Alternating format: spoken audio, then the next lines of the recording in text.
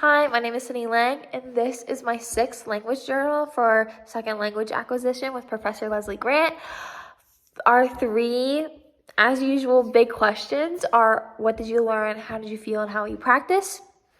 For what we learned this last week, we learned the months in the year, and for the months in the year, you have to just sign out with the alphabet what the month is, and there's not like a designated sign to the month.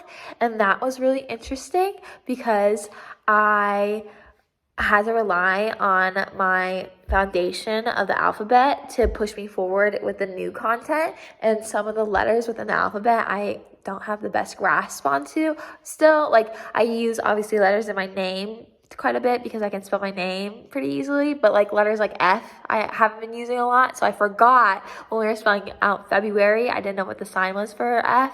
So anyway, it was really just was another learning moment for me, was that how much language builds upon itself. And I think this was just like, as we talked about in class and then me applying it, this was like a key moment where I was like, oh, I really need to go back and like master more like those letters that I'm struggling with. I need to bridge those gaps because I wasn't able to like fully understand some of the months because I was forgetting other letters. So when I had to spell out the full, like if I had to spell out a month that had 4 or 5 letters all the way through, then I had to remember each letter. Anyway, just language builds on itself, and I saw my gaps, and I can only imagine how my future ELL students would be.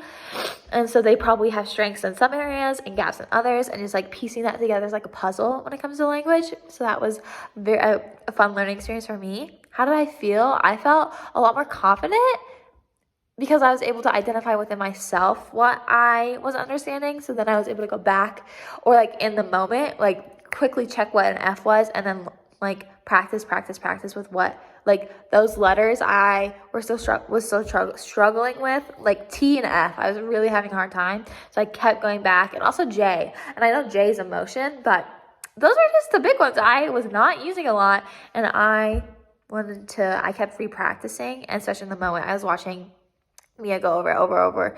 So I felt confident because I knew what I was not understanding. Because sometimes when you don't understand something and you don't know what you don't understand, I'm not sure if that statement even makes sense, but it's like, I feel like I can relate to math, or you're just like, they just did a whole problem and I'm not even sure what I'm not getting about the process. But with my language for ASL, I was like, okay, I don't know these certain letters. This is how I can fix it. So that made me feel a lot more confident with how I can grow my language because I was able to identify what my gaps were. How will we practice? So with my letters, the ones that I was not able to remember, I decided to hang them up in my room on sticky notes. And each time I saw the sticky note, I would practice a sign to it. And then I also watched a lot more videos. And then I